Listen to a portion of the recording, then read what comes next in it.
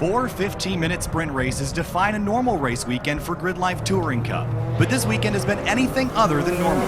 With its schedule primarily dotting the Midwestern region, a trip to Austin, Texas and Circuit of the Americas is far from home for many of the GLTC competitors. But for those who have made the journey, including last year's champion Eric Catil and runner-up Aaron Lichty, the 3.5-mile 20-turn GP circuit has been a tough one to conquer. Catil has finally set himself up for a chance to win after missing the first race and starting at the rear for races 2 and 3, and Lichty's domination in his frost-white Porsche Cayman will have to work a little bit harder than before, starting 8th after a race 3 inversion.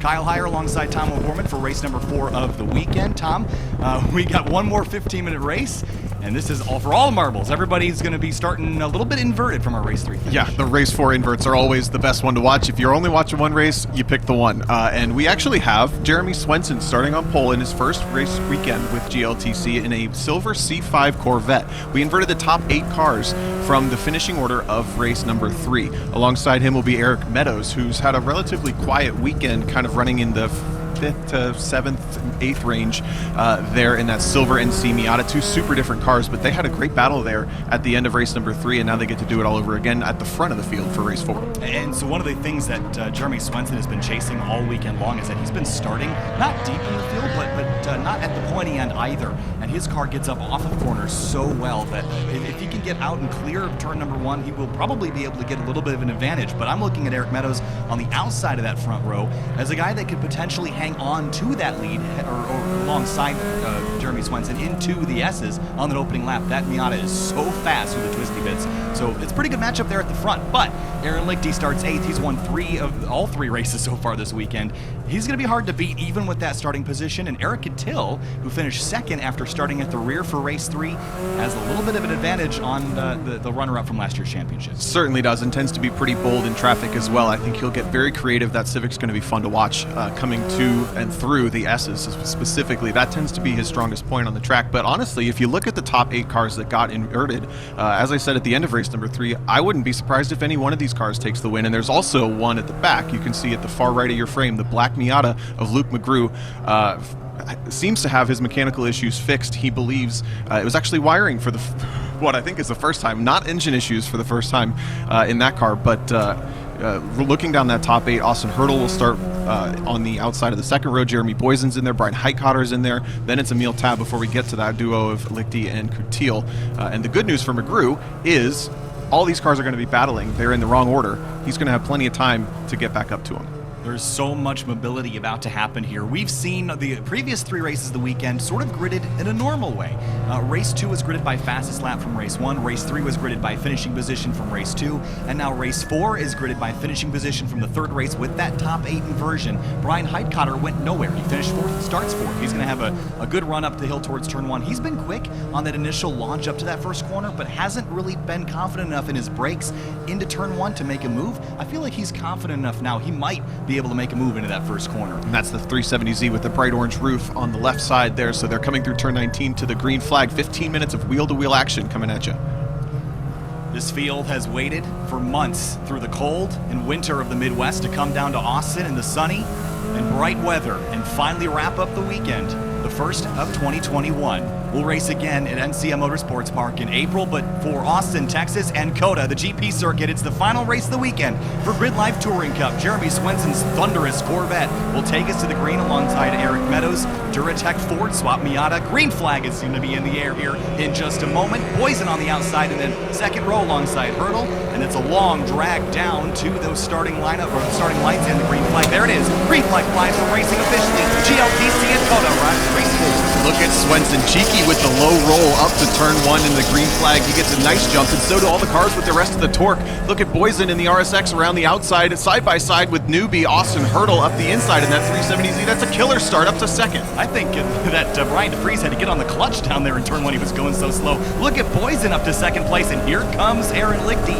He went the long way around and made up a whole bunch of spots. Catil stuck in traffic behind a 3-wide situation. Really dicey there. Tab on the inside, Heitcotter on the outside. Wow, that was close between Meadows and the silver Miata, and Heitkotter there behind. But Lichty tends to be a little more conservative. He was feeling a little nervous starting in the middle of this pack, having been pretty much away from everybody all the time, and that's a killer start for that car. Eric Coutil cannot figure out a way past these cars. They're still almost 3 wide through turn 7 and 8, a massive curb hop. Yeah, he took a big chunk of curb there, and he's been fighting some issues all weekend related to mechanical things breaking, but he's got the hybrid racing guys helping him out. To the outside now, Heitkotter down to turn 11.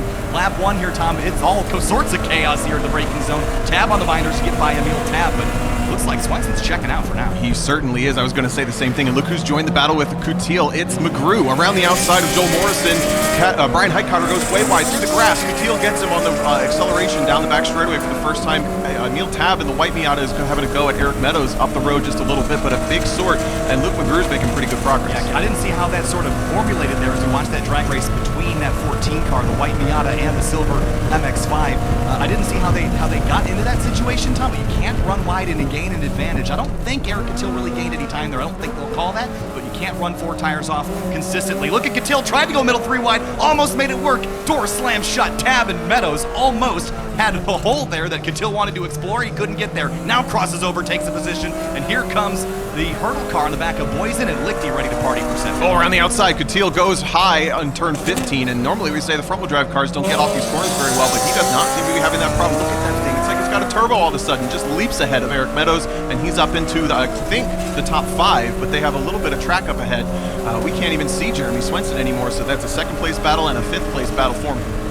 Keep an eye and see if Swenson gets run back down behind Eric Coutil. It is a hornet's nest behind Meadows. Tab and Heitkotter has recovered after that big slide. The 3 cars wide at the exit all the way over the rumbles. Heitkotter had a look at Tab. Here comes McGrew from the back of the grid. Where did he come from? Charging through the field in that Duratec Miata. Here he comes. Big slide for Meadows at corner exit. Lap 1 complete, and it's all sorts of chaos at the front of the field. The torque of the 370Z makes up for any conservation on the brakes. Again, no ABS functioning in that car. McGrew has the ABS. You saw how that worked out for him. They're 2x2 up the hill, and then an attack for second. Austin Hurdle tries the high side around turn 1. Over-under, it's Jeremy Boysen. Can he get the run down the hill? Not quite. Doesn't look like he does. Meanwhile, Heitkotter trying to defend the inside from Luke McGrew. McGrew goes the long way around in the first corner, gets a spot. He's got that car tacked up, and it is flying right now. His teammate in front of him, his friend from West Virginia, or the West Virginian crew, but Eric Meadows is actually not from West Virginia. I think he's one of the only guys that's not, but they're line astern now and right on top of each other as they've got Tab that's next on the hit list. Look at Coutil now closing in on Lichty. He's going to surprise him up the inside. This is his favorite move. He's made comments about how many times he's tried it. It works once more. He closes the door on Lichty easily, and we should have mentioned earlier on, Coutil, with as bad a weekend as he had, did set the fastest lap and new track record of GLTC here at Cota in race number 3. So that thing is back and on full song. He has easily cruised past and pulled away from Aaron Lichty, who might be struggling with the higher temps here in this final race of the day. Coutil is really on the back of Austin Hurdle, who had some serious tire problems by the end of race 3. Does it again. Look at the big slide. Huge slide, and he goes over left. Coutil goes the long way around. They're going to drag race now. This is a Honda Civic versus a Nissan 370Z. Now remember that Civic motor, it's not really a Civic motor anymore. It's a K24 that's in that car. And now alongside the V6 rumbling in that 370, and here comes the Aaron Lichty machine, that Porsche Cayman. It's been rock solid out front all weekend long, but now he's on the attack. Almost 3 wide. Hurdle in the middle once again. Last time they were in this position, Eric Coutil had a little bit of contact and ended up off the track. This time they keep it clean. Coutil picks up the position from Hurdle. Lichty backs out just a little bit, and that's gifted Jeremy Boysen probably 3 or 4 more corners worth of breathing before Eric Coutil runs him down, because that car seems unstoppable right now. Joel Morrison in the background slow, so he might have a mechanical issue in that green and black S2000, but he's still sort of up to pace. We saw Aaron Lichty almost get into the quarter panel of Hurdle there, so he was smart to back out of that. That would have been a little bit too late for me. Out front, though, can Swenson run away from the charging Coutil? I don't think he's going to have enough time to stay out front. Coutil's flying right now, but there are cars between him and that race leader. Yeah, it's going to be close. We're closing in on about 10 minutes to go in this race, and he's going to have to make quick work of Jeremy Boysen. He's already caught, and look, to the back bumper is Eric Coutil, trying to salvage the weekend with a win here in race number 4. Now drag race up the front straightaway. Start a lap over again, 3.5 miles till we'll see the next one, and he's in the slipstream. That RSX is a big car. Coutil's sits very, very low to the ground, aerodynamically super efficient, but Boysen going to go defensive into the first corner. Over-under setting up here for Coutil. feeling that pressure. He went straight to the center as he did last lap. It fended off Austin Hurdle this time, but Coutil looks like he's going to slice up the inside of turn 2. Boysen makes easy work of it, doesn't even push the issue. It almost seemed like he lifted to make sure that Coutil could get by and set sail. I think maybe Jeremy Boysen knew he wasn't catching Swenson, but Coutil might be able to. There's Dyson Pham and Nick Steneford in S2000s running nose to tail down the hill towards turn 1. But Boysen in that number 99 and Austin Hurdle in the 34 car, they're battling for position behind Coutil. But that's now for third place that they're all scrapping about. And Aaron Lichty in the background in that Cayman is there, and Luke McGrew is not too far back either. Seems like his pace has sort of fallen off just a little bit, but we're still a long way from home. I was going to say he's continued to knife up through the traffic. Brian Heitkotter is the one whose pace seems a little rough, as he has fallen off the back of that train that is now third on back. So Boysen in the black RSX third, and then Hurdle on down, working their way onto the back straightaway. We're coming to right around midpoint of this race. So can Jeremy Swenson outrun the charging number 82, the season champion from last year? He won 8 races, Eric Coutil did, and won the championship by 4 points back at Gingerman in October. And here comes Luke McGrew powering up alongside him. Neil Tapp's Honda-powered Mazda Miata. Drag race to the turn 12 area, and McGrew should have the spot here. Ford versus Honda, but now it's all Mazda brakes, and they're dead even nose to nose on the turn-in point. McGrew with the preferred line hops the curb, leaves a little bit of space in case Emil pushed the issue around the outside. He did not. They're going to slow it in order, and then look at this battle for third. Hurdle has found the way around the outside, puts the power down in the 370s. He uses that torque to pull across the nose of Jeremy Boysen. McGrew already aggressive on the inside of Aaron Lichty in the white Cayman. Lichty will leave him plenty of space. McGrew onto that spot in turn 15 for the race lead. Here's Swenson in that thundering Corvette. Eric Coutil behind him in a buzzing Honda, but he is coming and coming fast through the carousel. Triple Apex right-hander, battle for the lead in GLTC. I have to imagine this is going to be quick work, but that torque of that Corvette should at least make it a little bit easier. Over-under makes a little bit of a lunge up the inside, checks the brake pedal. You see the brake lights flash and lunges. No ABS in that car, but he makes it work anyway to the lead from 7th place on the grid. This is going to feel a little sweet if he can bring it home after the weekend he's had. Defenseless. Jeremy Swenson could not hold off that Honda Civic. 2 very different ideologies on how to go fast. You got a bunch of torque and not a whole lot of aero. He's going to use that advantage there on the straightaway, potentially to have a run up the inside, but Coutil's car is fast and it's got a bunch of downforce to go with it. This is a heck of a battle. Dyson Pham, Nick Steneford, and George Costabardis down there at the back of the field, but still battling strong. And then this string of cars that have not really separated out. Honestly, check out Austin Hurdle starting to close in on Jeremy Swenson. We saw Hurdle have tire problems in the race number 3. Swenson might be hurting right now. I'm keeping an eye on Hurdle because he was one of the quickest cars all weekend up to the racing. Here, Dyson Pham is a little slow. Nick Steneford will go on by, so Pham pulled out of line. Not sure if there's an issue for that S2000. Boysen holding up the train. He's the cork in the bottle here as Lichty tries to get around because he's got McGrew right behind him, making big work of those mirrors.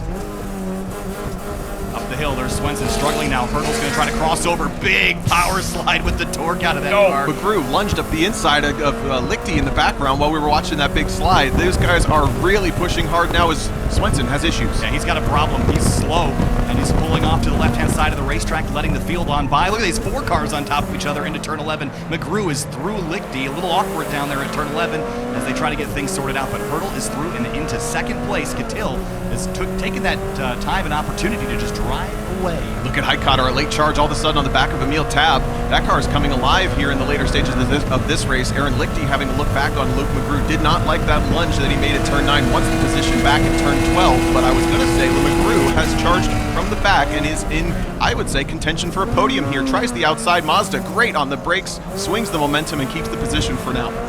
On the outside, made it stick. Now turn 13 is back to the right, so this should be an advantage for the Miata. Look at Heitkotter up the outside on the brakes, trying to battle Emil Tabb. These two have tangoed all weekend long, and they're going to do it again for the last couple laps of this one. We should say it's 70 degrees here in Austin, Texas. Not a cloud in the sky. This is the hottest the track has ever been for these drivers, and some of the cars with a little more weight are starting to show signs of wear, but not one of them is Austin Hurdle this time. He's managed that car much better and is doing a fantastic job. McGrew has broken free from Aaron Lichty, but Brian Highcotter is making himself a major nuisance on the back of Emil Tab in the last 5 minutes of this one. Chris Forsberg Racing versus the winning formula. We'll see if the new CFR build can get past this MX5. Look out to the left into turn 20, backs out. Look at Tab, way late on the brakes there. He's got ABS in this car this season, and it's working out great. Now on the tail of his teammate in that Porsche Cayman, and use that slipstream up the front straight to help this car out and compete with that 370. Probably better of a quarter-ton difference between those two cars in overall curve weight, but the 370Z is meant to carry it.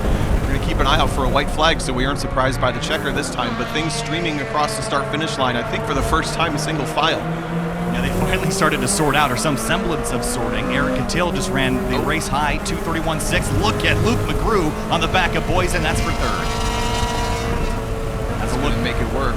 Through the left-hander, Boysen's going to stay tucked to the right, jumps the curb on the right, can't make it stick though. McGrew threw into a podium spot from the back of the grid. Lichty's not going to have the end of that one though. Runs a little bit wide. This is the section of the track where the Cayman really struggles. It does not have enough front end for these long sweeping S's. The transitions are okay, but once it gets into turn 6, 7, 8, and 9, he says that thing is just not happy. So you can see how much time he loses in that section of the track. But someone who's not losing as much time as Eric Catil. He was over 2 seconds slower than his best lap in race number 3 now, so that just examples how hot it is now. And Aaron Lichty looked like he was driving a school bus through the S's. That Porsche, which would typically be considered a pretty lightweight sports car, is very, very heavy for GLTC, and it struggles there. Emil Tab, power slide on exit, grabs the exit curbing, and now Brian Highcotter sees that as a weakness. He's going to pop out driver's left, and look who's joined the party. Eric Meadows is back. Eric Meadows is back in a late race charge. McGrew out of frame now. He's checked out of this one. Lichty with the motor. Wow. Just drives right by Jeremy Boysen, and Boysen's car is no slouch in a straight line. He's going to make quick work of this. Does Jeremy Boysen have an issue? He might. He was a little off pace. I just think the Cayman is that good. It struggles. You saw how bad. We haven't had a camera on Lichty all weekend because he's been leading by 10 seconds, but now you got him in frame. You can really see how much he struggles in the fast and twisty bits and how great it is on the long straightaways. It's so diverse in terms of where it's good and where it's bad. A lot of these other cars are pretty good elsewhere around the track, but Lichty's is very peaky.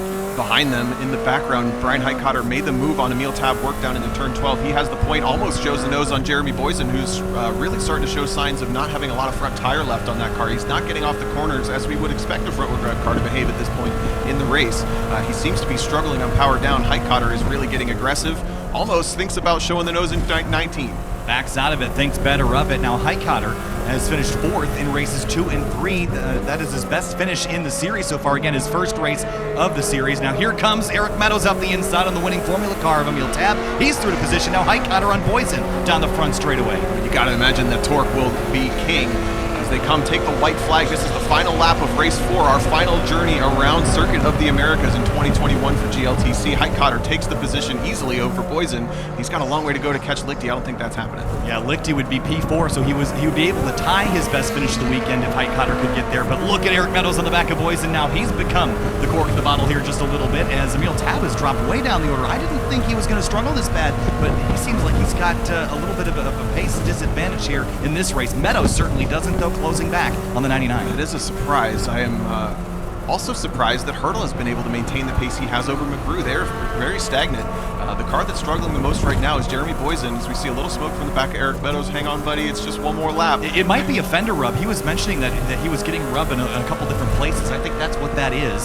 So I think it's just a tire-related issue. There is your leader, Eric Catil, last year's champion. That car is unbeatable, unstoppable, except when it breaks, and it broke a bunch this weekend. Now it's sorted and it's going fast. Boysen a little bit wide through turn 10. That's a straight-out flat shot. Emil Tab shows the nose up into the hairpin. He's going to cut off all of his momentum onto the back straightaway, but he's going to try it anyway. Whoa, it's a huge lunge. 3 wide on the exit. That's going to pinch off, and the 99 pulls back across the nose. Meadows does a great job of backing out of that situation. Emil Tab going to try to salvage this with power down the back straightaway. That was a huge, deep lunge that put him in a real interesting spot there, Tom. They all came out the other side. Yeah, that was very, very tight stuff on the final lap. Tab with a 2-for-1 in one move, 2 positions, and he easily clears these guys. I almost wonder if Boysen's car is having temperature issues because it's usually much faster in a straight line than this.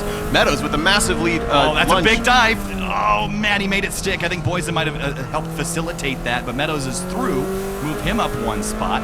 Boysen all the way down now, which I think would be 8th spot as we come on through the stadium section here for the final time, Tom, but lots of shuffling in the mid-pack order. Coming back through the carousel, Austin Hurdle his car has lasted this race. Luke McGrew is chasing him down. If this was a half-hour race, I'd put my money on the 5 car here, Tom, but it is not. It's a 15-minute sprint here in Gridlife Touring Cup, and we're coming to the checkers this time by.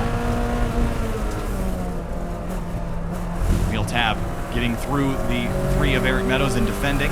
But now coming back to the checkers, from champion last season to victorious at Cota. So much adversity, and now it pays off with a checkered flag for Eric Cattell. Second place, Austin Hurdle, his best finish of the weekend.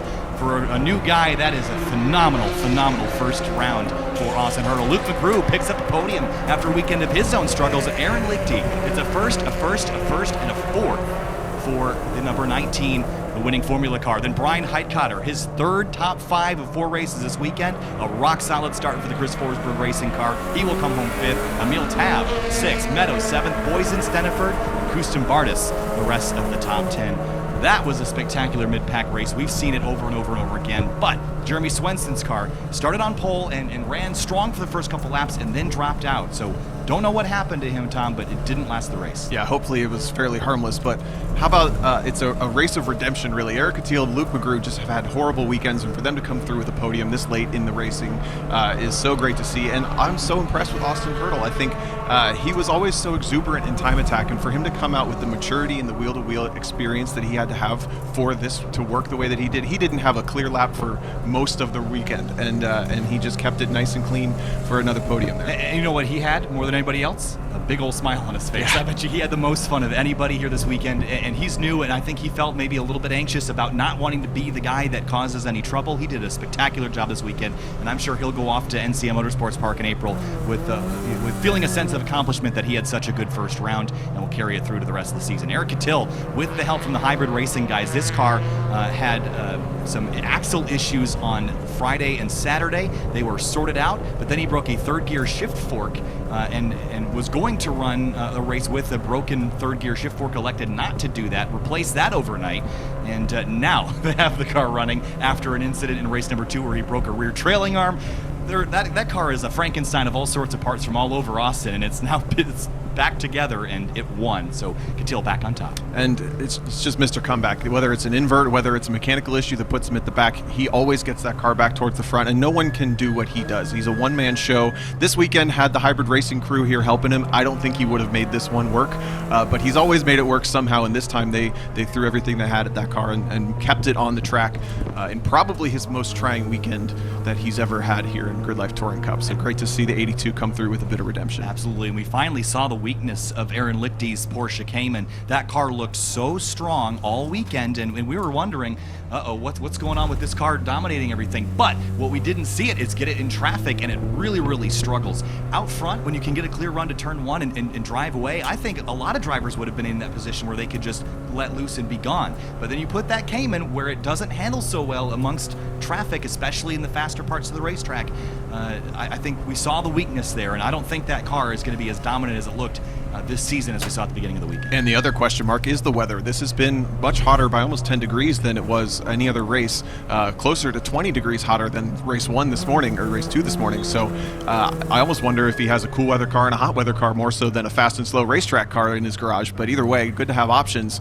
You're right, we root for Aaron, but it's a little satisfying to see at least 2 race winners in a weekend. Absolutely, and looking down the rest of the order, Emil Tab finishes 6th. Not a bad result by any stretch, but certainly got outraced a little bit there in the final round of the weekend. Jeremy Boysen, whatever happened to that car, it fell off big time. He started a lot higher up the grid, ended up finishing down in 8th. And there were some battles in the back. We saw Dyson Pham have a couple scraps earlier with Nick Steniford, who ended up finishing 9th, but Joel Morrison also seemed like he had some problems. He's getting towed back to the pits right now.